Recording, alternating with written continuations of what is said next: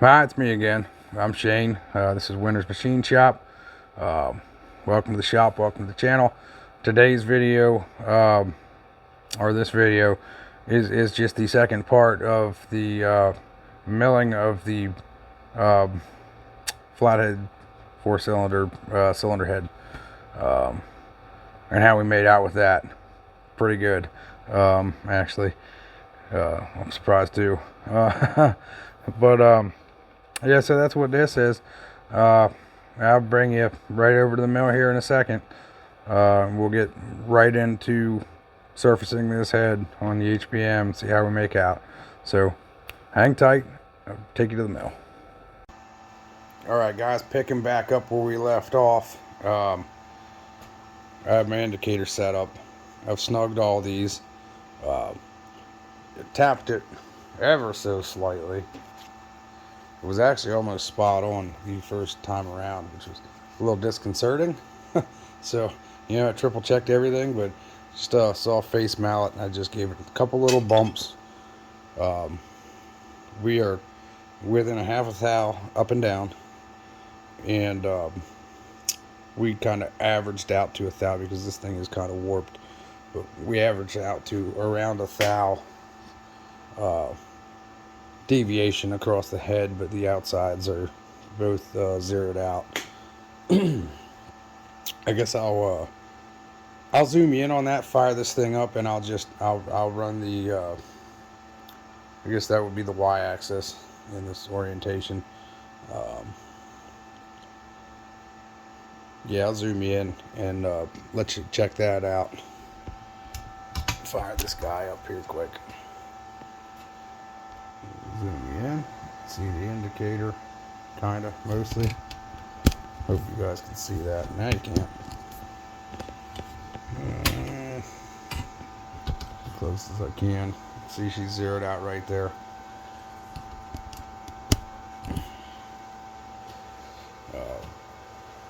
Let's fire this guy up. Okay.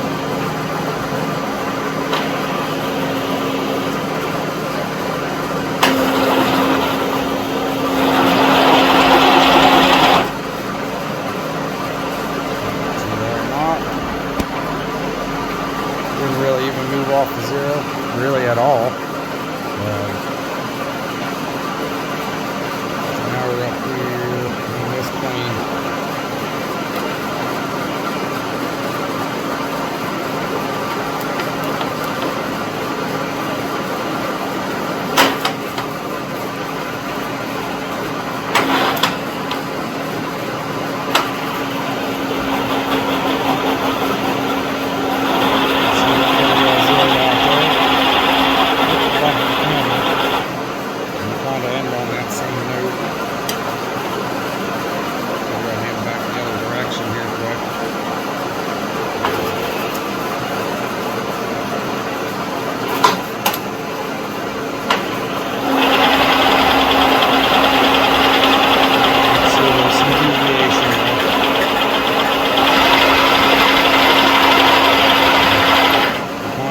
Out on our zero, so I think that's the best we're going to get. I'm going to get set up, zero out my micrometer dial, and just start taking this thing, see how she acts.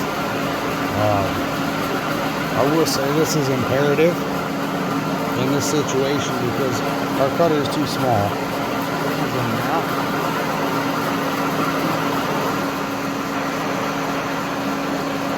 And I wouldn't really recommend ever doing this unless you have to. I wouldn't recommend ever really running like this unless you absolutely have to.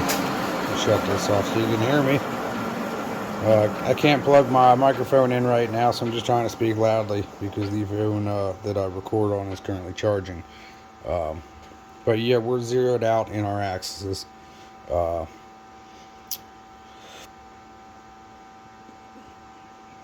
Like I was saying, I wouldn't recommend doing it like this unless you absolutely have to. Right now, I absolutely have to. Trouble is, if you were a hair out, which we've checked enough things that we shouldn't be at all out, But I mean, you could have weird deviations here if you're somehow out of tram. I don't believe we are. I believe we're pretty well golden. Um, but yeah, kind of a do as I say, not as I do situation. But we're going to see how she acts. And like I said, we're just going to take as very little as possible off of this piece. It's obviously, I mean, there's moving parts in here that you have to worry about clearances for. But there is a warp. You can see that in the indicator. And we're going to get that worked out. All right, hang tight. I'm going to get set up and then I'll bring you back.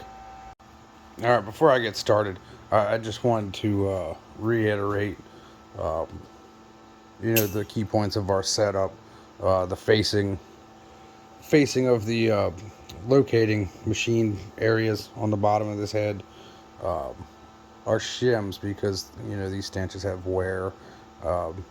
They're not consistent, so it took a little bit of uh, groundwork to get these things where this being clamped down isn't pulling the head back this way or pushing it out this way or anything like that. Also, kind of what I meant with the inconsistencies from using too small of a cutter. If it was slightly out of tram and you started your cut here, I'll exaggerate it, maybe with brown and sharp square.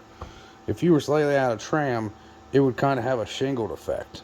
You know what I mean? I mean, either way. That's why it's not recommended to use too small of a cutter. Like I said, that's what I have. That's what we're going to go with. But that's also part of the reason. I mean, you always want to put a lot of work in, to getting good results. But it was imperative in this situation because of mainly that cutter. You'd normally want to use, I would say, probably a cutter twice that size to make that happen. But yeah, all that being said, you can see the adequate strapping. These are tight. These are, if I jiggle this, I can't get the indicator to move. I'm wiggling pretty damn hard, so, and nothing's giving on me, so I think we're good. We're just going to take light passes, nice and easy. We're going to do the same 94 RPM at 18th out per rev that gave us that nice finish on the underside in the last video, and we're just going to send her home. So now I'm going to get set up, zeroed out, and we're going to make a pass and see what happens. Well, we'll say, I think the plan is to just make the pass, not adjust the table at all. We'll just move it up, complete the pass, and see what we're looking like. Put a little straight edge on it and just make sure everything's still going good. All said and done, we'll take it to the granite surface plate and we'll check all around to make sure it's flat like it's supposed to be.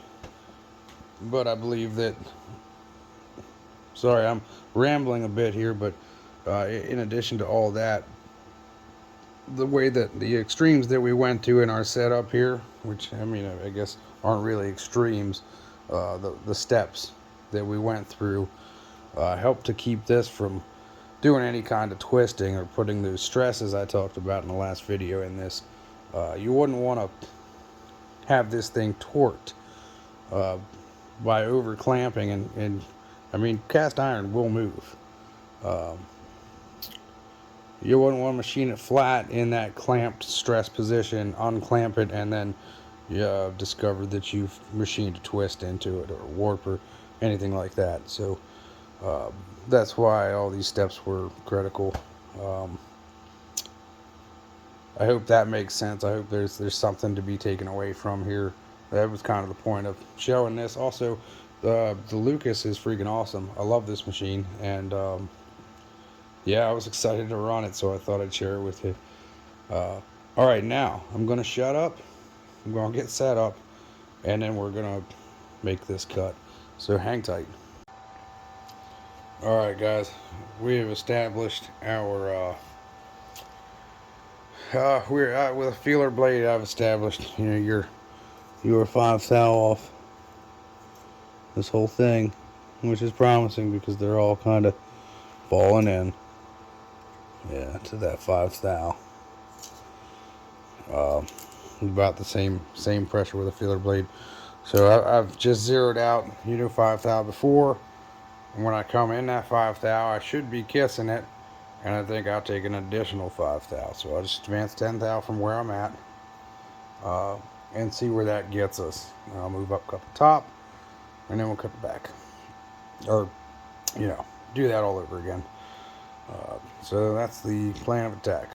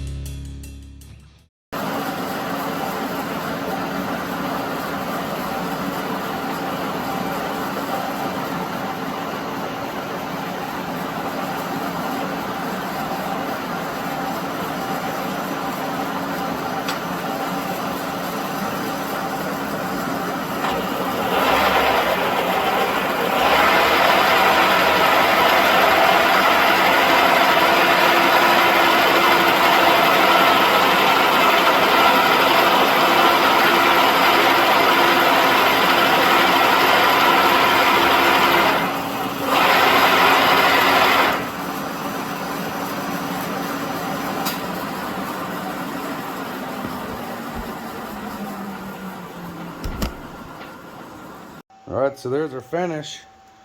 It's a surprisingly pretty nice one. We can see I did run the straight edge over it here. Yeah, this thing is dead flat. If you guys can see that or not. We got it real good, real good. I do want to get it on the surface plate. I may blew it, I'm not sure. Blew it up and see where how everything's looking. Yeah, I think we're good though. So let me pull this off. We'll get a closer look at it. Then I'll get set up on the surface plate. So yeah, I feel good about it. I feel real good about it. All right, hang tight. All right, guys. So that's what we ended up with. Really nice surface finish. Clean the surface plate with surface plate cleaner. At this point, you know, I've taken my precision square. This is that 1.5 feeler blade. Let's get all our dust and junk off. Let's see, we're going good across the entire cylinder head. Within that 1.5 anyways. You can see we're dead perpendicular to our machine surfaces on the bottom. I hope you can see that.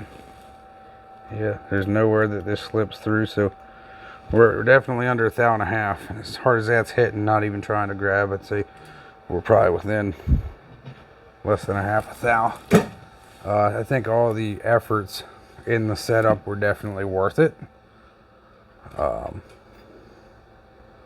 she's kind of dead stick. But just to be sure, and maybe I'm crazy, for this application, this is more than adequate. This is way more than adequate. I think I might put some high spot blue on the plate here and lay it down and just check and make sure everything's copacetic. You know, same deal laying it down with the feeler blades. Lay that thing down and just try and wiggle around, you know, your bottom sides, you know, with the mating surface against the plate.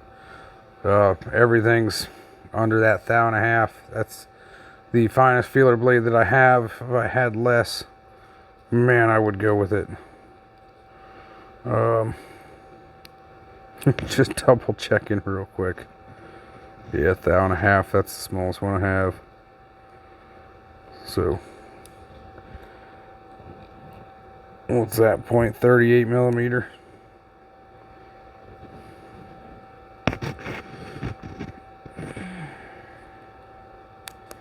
Come on, baby.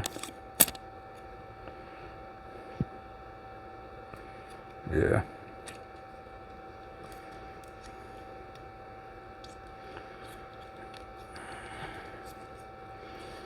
Like I said, I think for our purposes, this is way more than an adequate finish. And it looks nice too. Super pretty. Yeah. Totally happy with that.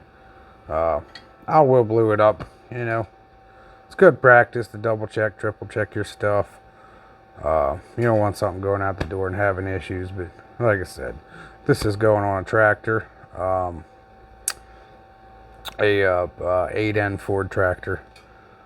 Surface finish is nice, has a good luster, it has good teeth, which, like I said, are going to help to keep from that gasket being able to slip and prematurely blow out. Super happy with the HPM though, it did a really good job. Let me get some high spot blue and a roller, and I'll roll some out on here, and we're going to double check this here. So hang tight, I'm going to get this blued up and I'll bring you back.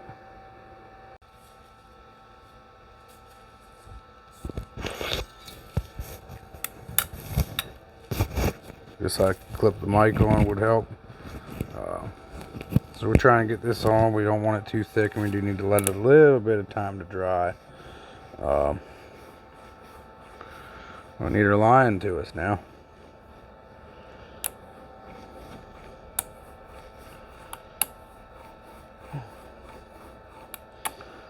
We'll give it a second here.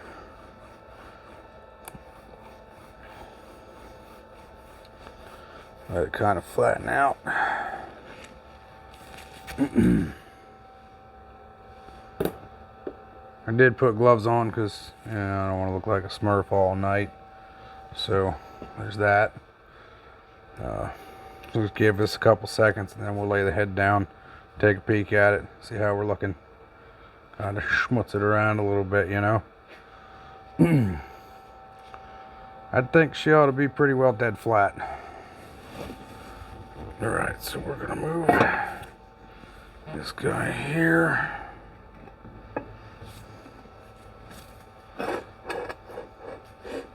Oh yeah.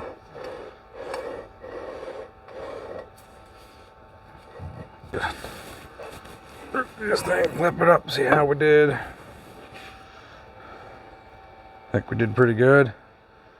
Yeah, I'm happy with it. So I guess all our groundwork paid off, and I'm happy with it. So